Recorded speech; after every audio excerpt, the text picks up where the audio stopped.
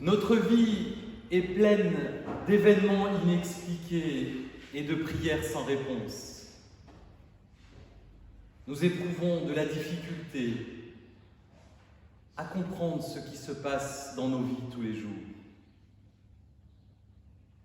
Nos mots sont parfois trop faibles pour décrire notre souffrance, la souffrance de certains, certaines de nos frères et sœurs. Parfois, nous nous demandons même si tu te soucies de notre condition. Ce matin, nous voulons te remettre nos peurs, notre anxiété. Ô Dieu Tout-Puissant, aide-nous à aller au-delà de nos inquiétudes, afin d'accueillir ta présence légère et apaisante. Nous venons à toi, nous qui ployons sous la charge.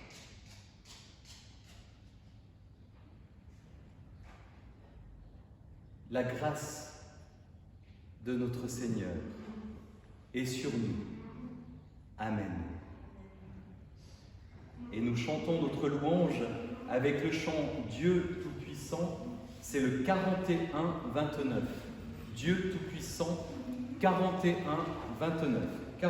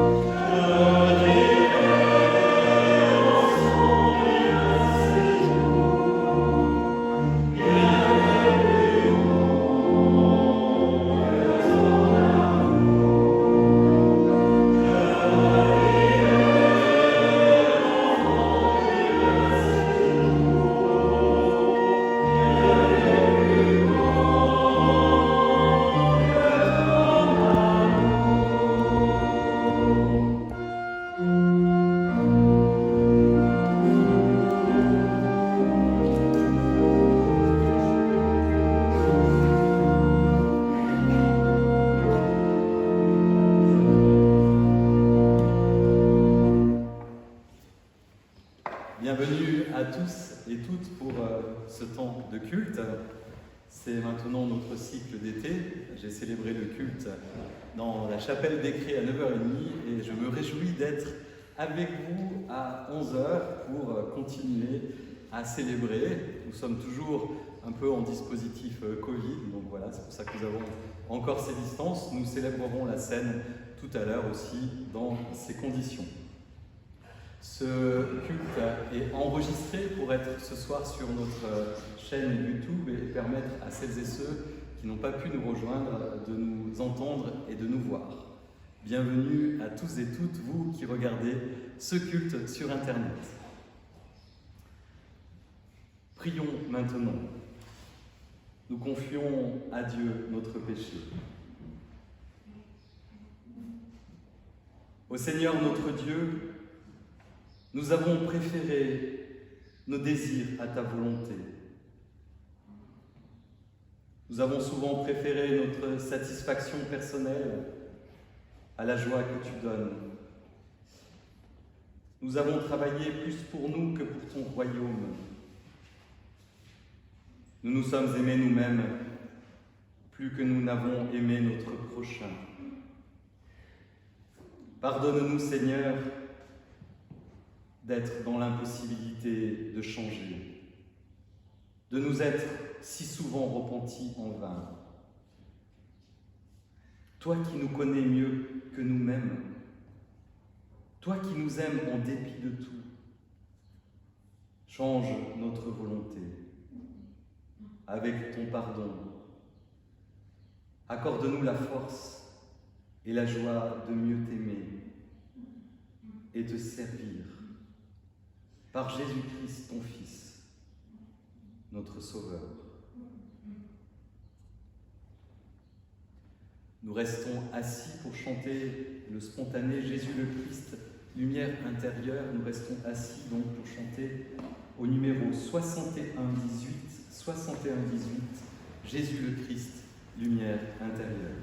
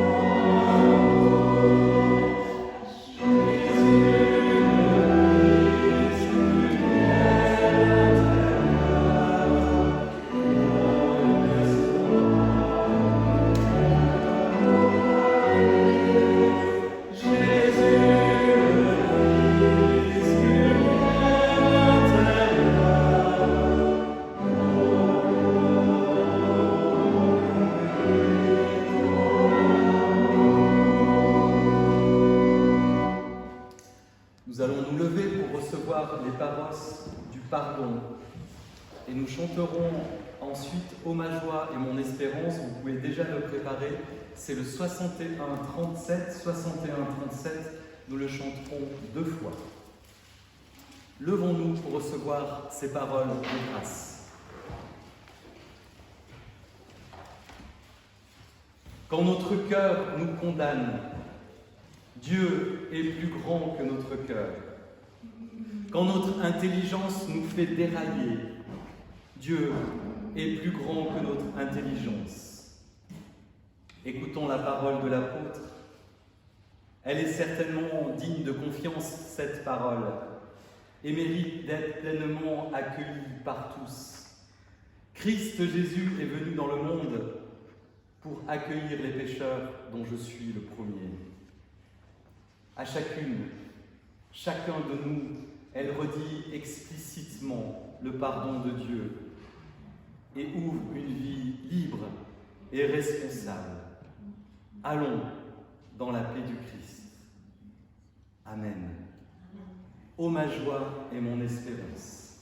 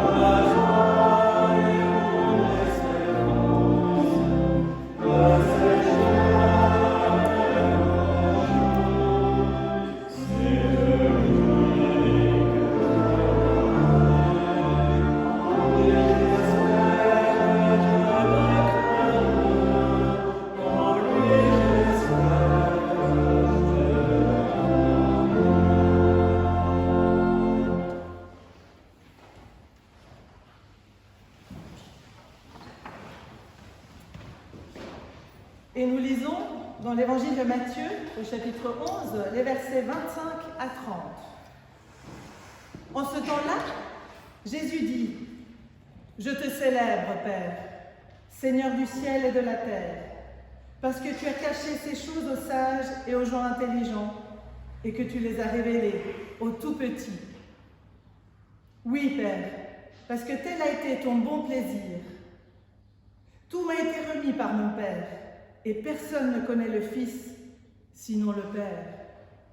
Personne non plus ne connaît le Père, sinon le Fils, et celui à qui le Fils décide de le révéler. Venez à moi, vous tous qui peinez sous la charge. Moi, je vous donnerai le repos. Prenez sur vous mon joug et laissez-vous instruire par moi, car je suis doux et humble de cœur, et vous trouverez le repos. Car mon joug est bon et ma charge légère.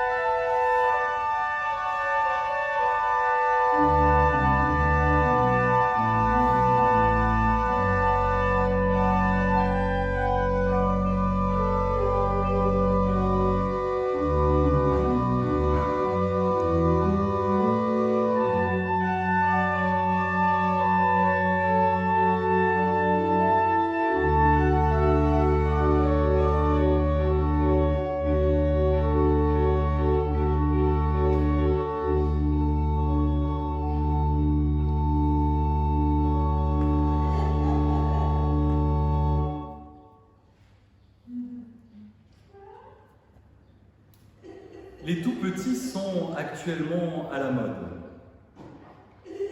Sur nos écrans, dans nos journaux, dans les publicités, nombreux sont les visages de ces bambins trop choux et leurs silhouettes d'enfants potelés servent à vendre des produits pour créer une atmosphère gentille et fraîche. Le monde de la petite enfance irrigue tous les secteurs.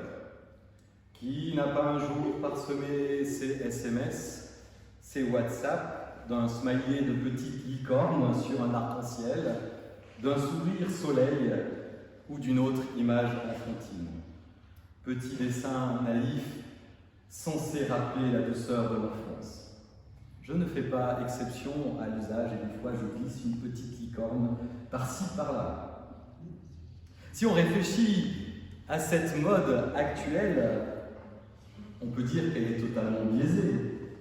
Parce que comme tout âge, l'âge tout petit possède ses avantages, mais aussi ses difficultés. Les difficultés de digestion, les douleurs inexprimables qui se soldent par des pleurs toute une nuit, et pour l'entourage par des nuits sans sommeil et beaucoup d'inquiétudes. Alors heureusement, aujourd'hui, dans le culte, on a de la chance, nous quittons ce monde guimauve pour retrouver le texte biblique, texte solide et sérieux, sans licorne. Non, non, vraiment sans licorne. Allez, je ne résiste pas à ouvrir une parenthèse. Peut-être pensez-vous qu'il y a des licornes dans le texte biblique. Il y a une sorte de légende urbaine qui raconte qu'il y a des licornes dans la Bible. Au sujet de cet animal à une corne, c'est pas tout à fait faux. Mais tout part d'une méprise de traduction. Vous le savez, le texte biblique, l'élaboration de ce texte est le fruit de nombreuses traductions. Et si vous voulez trouver des licornes, il faut prendre la première traduction grecque, appelée la traduction des Septante. Ces traducteurs avaient eu beaucoup de mal à traduire le mot hébreu « rehem ». Ils ne savaient pas à quel animal cela se référait. Ils choisissent alors de traduire en grec par « monocéros », une corne. Et lorsqu'ensuite Jérôme compile la Vulgate, ça c'est la plus vieille Bible en latin, il reprend la Septante en traduisant ce mot en latin unicornis, qui deviendra licorne en français et unicorn en anglais. Voilà pourquoi, peut-être vous avez croisé des licornes, par exemple dans le psaume 29, des fois on lit « Il fait bondir le Liban comme un veau et le Sirion comme une licorne ». L'apparition de la licorne biblique est due donc à une erreur de traduction dans les versions grecques et latines de ce mot « réem », mais aucunement à une référence à un animal mythique. Et si vous regardez dans votre Bible, le psaume 29 est traduit « Il fait bondir le Liban comme un veau et le Sirion comme un buffle ». C'est moins romantique. Fin de la parenthèse licorne et d'étalage de savoir théologique. Donc voilà, heureux de me retrouver devant mon texte biblique avec un discours en vérité. Mais le coup est rude, car c'est Jésus lui-même qui vient dire que la révélation sera uniquement saisie par les tout-petits.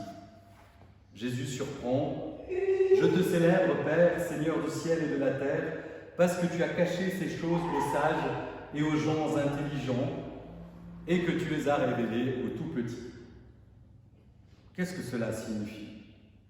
Jésus aurait-il lui aussi succombé à la mode du tout-petit, tout mignon? Faut-il, en entrant dans ce temple, déposer nos cerveaux sur le seuil pour pouvoir espérer entendre quelque chose de la révélation? La sagesse, l'intelligence sont-ils les ennemis de la foi? Il y a un côté très frustrant dans cette injonction de Jésus pour celle qui ouvre sa Bible et essaye de décortiquer, d'après plusieurs traductions en français, d'après le grec, l'hébreu et le latin, ce qu'il est en train de lire. C'est aussi perturbant pour nous, chrétiens, protestants, réformés ou d'une autre confession, qui essayons de tirer une substance du texte biblique avec nos dispositions cognitives. Devons-nous régresser et mettre à la broyeuse tous nos ouvrages de théologie? Non, je ne crois pas, il n'en est rien, et je suis convaincu que l'Évangile se goûte aussi avec notre intelligence et notre sagesse. Jésus, je le rappelle, est lui-même un maître en théologie, avec, comme nous le constatons tout le temps, une parfaite connaissance des textes de la Torah et une sagesse d'interprétation hors du commun. Il faut donc creuser cette proposition de Jésus avec nos entendements. Et pour cela, tournons-nous vers un autre sage, un maître du savoir, en lisant un extrait de l'Institution de la religion chrétienne de Jean Calvin. Et c'est le début, nous sommes au premier chapitre, premier paragraphe de la première partie. Alors ne vous inquiétez pas, je n'ai pas soudain un défaut de prononciation, c'est du vieux français. Toute la somme presque de notre sagesse, laquelle, à tout compter, mérite d'être réputée vraie et entière sagesse, est située en deux parties. C'est qu'en connaissant Dieu, chacun de nous aussi se connoisse. Au reste, combien qu'elles soient unies l'une à l'autre par beaucoup de liens, si n'est-il pas toutefois aisé à discerner laquelle va devant et produit l'autre? Car, en premier lieu, nul se peut contempler qu'incontinent il ne tourne ses sens au regard de Dieu, auquel il vit et à sa vigueur. Pour ce qu'il n'est pas obscur que les dons, où gît toute notre dignité, ne sont nullement de nous-mêmes, que nos forces et fermetés ne sont autre chose que de subsister et être appuyés en Dieu. Davantage, par les liens qui distillent du ciel sur nous goutte à goutte, nous sommes conduits comme par ruisseau à la fontaine. Alors cela peut se traduire en français contemporain. La légitimité de notre sagesse humaine résulte de la connaissance de Dieu, qui permet aussi la connaissance de soi-même. Ce sont deux facettes de la connaissance intimement liées. Et il est impossible de savoir qui de la connaissance de Dieu ou de soi arrive en premier. S'il ne se tourne pas vers Dieu, l'homme se trouve complètement démuni dans sa vie. En effet, la vie même et notre dignité sont le fruit de notre relation à Dieu. Comme une pluie fine, Dieu nous bénit d'une rosée bienfaisante venue du ciel, en formant en nous de tout petits ruisseaux qui mènent à la source. Très clairement, Calvin vise ici une attitude qui penserait que seule la grande sagesse humaine pourrait amener à la vie. Alors que pour lui, en vérité, une seule sagesse fait vivre, celle qui vient de Dieu. Notre intelligence, notre être tout entier doivent être tendus vers la connaissance de Dieu, seule et unique sagesse. Ce détour par le réformateur pour comprendre la parole du Maître Jésus. Il nous est nullement demandé de mettre nos intelligences en quarantaine pour approcher Dieu, bien au contraire. Cette connaissance de Dieu conduit à sa proximité dans notre édification personnelle. Et cette connaissance devient problématique si son objectif se cantonne à notre propre personne et aux flatteries que nous pourrions en retirer. Mais continuons encore en allant chercher plus loin dans le temps un autre sage, dont on ne peut contester la proximité avec Dieu. J'ai nommé Daniel. Daniel, le prophète de l'Ancien Testament. Nous avions partagé ce passage, vous saviez, lorsque il est écrit des choses sur le mur lors d'un culte ici même. Donc rendons-nous au 2e chapitre du livre de Daniel. Le terrible roi Nabuchodonosor, roi de Babylone, est tracassé par des rêves qu'il n'arrive pas à interpréter. Et ces rêves résistent aussi à l'interprétation des sages de la cour qui sont convoqués et qui, à cause de leur échec, risquent d'être condamnés à mort. Daniel entend parler de l'affaire et se propose d'interpréter les rêves du roi. Il réussit sa tâche et voici ce qu'il en est dit et ce que Daniel va dire. Je suis dans Daniel 2 au verset 19. Alors le mystère fut révélé à Daniel dans une vision pendant la nuit. Alors Daniel bénit le Dieu du ciel. Daniel dit : béni soit le nom de Dieu depuis toujours et pour toujours. À lui sont la sagesse et la force. Nous voyons très clairement la proximité des mots de Daniel et de ceux de Jésus. Les sages, au temps du roi de Babylone, avaient essayé d'interpréter les rêves par leur propre science. Et leur entreprise s'est soldée par un échec. Daniel, lui, s'en remet à Dieu et trouve le chemin. Et de même, l'injonction de Jésus nous pousse à nous en remettre à Dieu de toutes nos forces, de toute notre être, pour vivre de la vérité. C'est une attitude de veille, de labeur, d'exigence, pour que les petits ruisseaux remontent à la source. Un peu comme un tout petit, au début de sa vie, se confie aux mains de ses parents pour découvrir la sève de l'existence.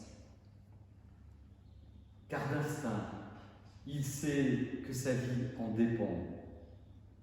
Et sans devenir infantilisant, Jésus nous enjoint de conserver cette attitude.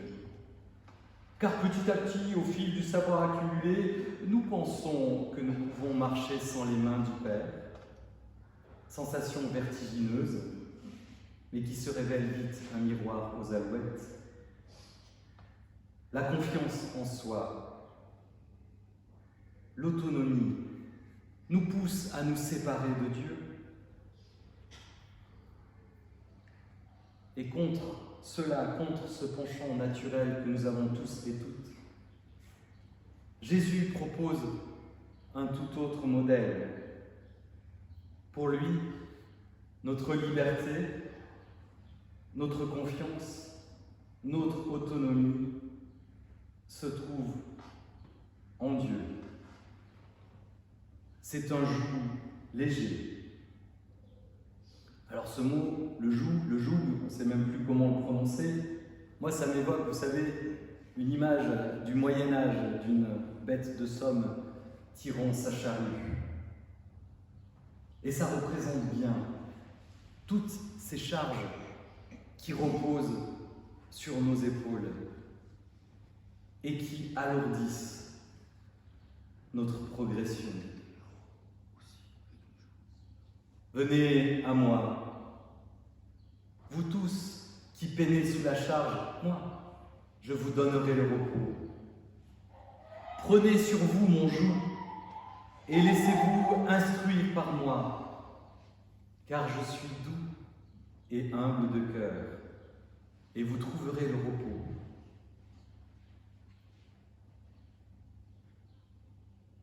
Viens, viens à lui. Suspends le poids qui alourdit ta marche. Viens à lui. Lâche tout savoir inutile qui mène qu'aux soucis et à la trahison. Viens à lui dans la brutalité du monde. Renonce au rêve d'un univers couvert de licornes flamboyantes. Viens à lui, éprise et pris de légèreté. Viens à lui pour goûter le repos de la source véritable. Amen.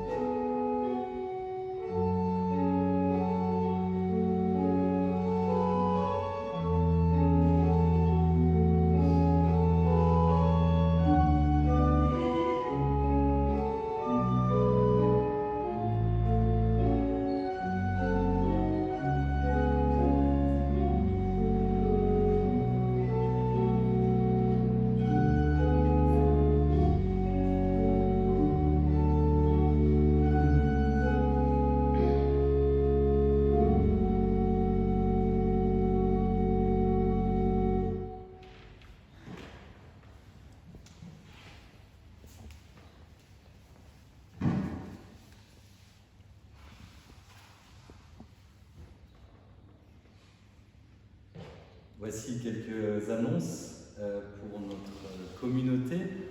Tout d'abord, voilà, nous sommes maintenant en horaire d'été. La semaine prochaine, les cultes auront lieu à 9h30 au Petit Saconnet et à 11h à Gentot. Et c'est le pasteur Andreas Fouag qui fera le culte. Et il n'y a pas de culte ici la semaine prochaine, le 12 juillet. On se retrouve le 19 ici à 11h avec moi-même.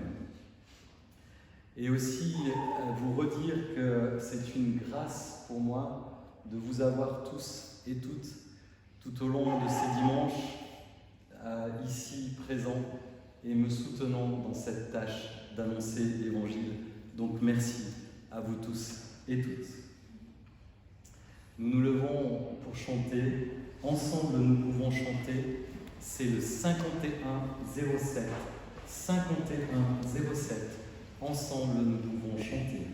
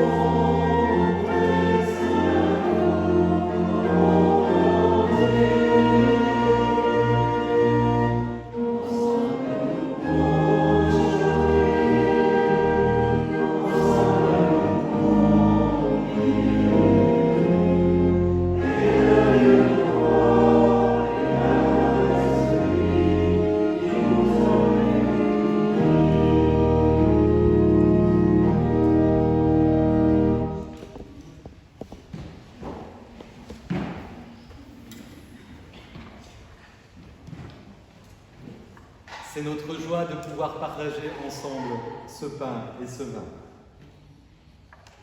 La veille de mourir, le soir, Jésus se mit à table avec ses disciples.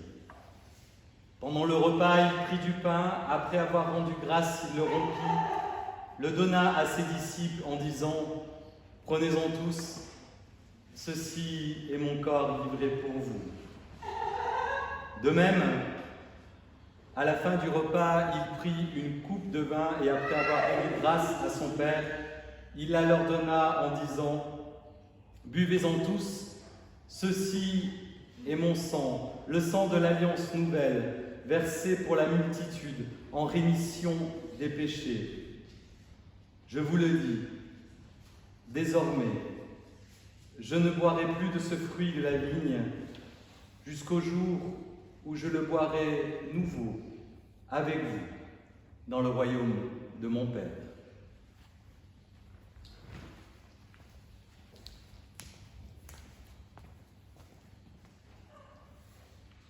Nous prions. Je veux t'aimer, Seigneur, pour rien. Je veux surtout que dans ma vie, la prière soit le refuge de la liberté et du gratuit. Perdre mon temps, ce temps si précieux pour toi, le donner largement, en pure perte, sans calcul. Ma prière est bien distraite. Elle n'est pas une fleur de qualité, mais c'est la seule pâquerette que j'ai trouvée sur ma pelouse. Je ne cherche pas la gloire d'être une femme de prière, seulement la joie de t'aimer, comme je peux, pauvrement. J'ai passé des semaines et des mois arides comme un désert, pas de fleurs à l'horizon, pas beaucoup de temps pour prier. Mais ce désert, je l'ai traversé parce que je t'aime un peu. Et cette traversée vaut peut-être un perce-neige dans mon bouquet. Il faudra encore beaucoup de patience, de longues heures devant toi et bien des services humbles, bien des déserts aussi pour atteindre la gratuité. Je te la demande, Seigneur. Je n'ai rien pour la payer. Mais comment paierait-on une telle richesse? Et ensemble, notre Père, qui es aux cieux, que ton nom soit sanctifié, que ton règne vienne, que ta volonté soit faite sur la terre comme au ciel. Donne-nous aujourd'hui notre pain quotidien. Pardonne-nous nos offenses, comme nous pardonnons aussi à ceux qui nous offensent. Et ne nous laisse pas entrer en tentation, mais délivre-nous du mal. Car c'est à toi le règne, le règne, la puissance et la gloire, au siècle des siècles. Amen. Et nous nous levons pour chanter chant 31-30. Nous avons vu les pas de notre Dieu. Le chant 31-30, nous nous levons pour le chanter.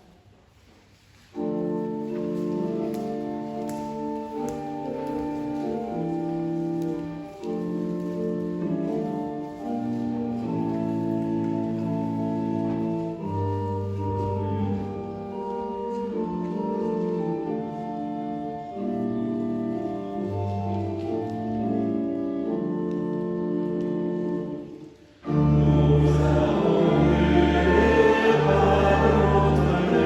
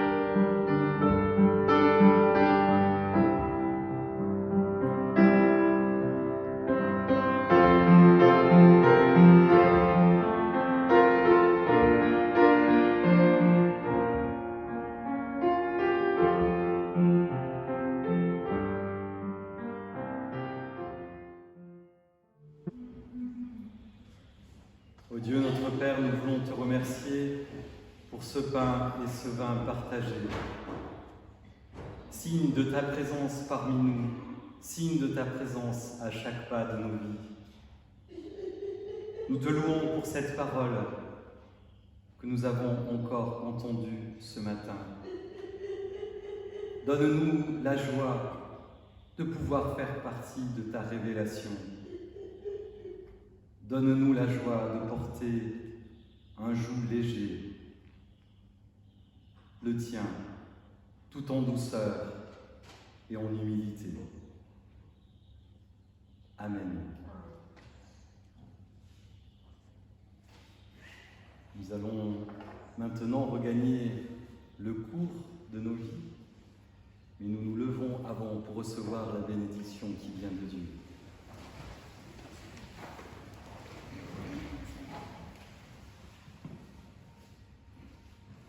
La grâce et l'amour de notre Seigneur sont sur nous ici et maintenant et pour toujours.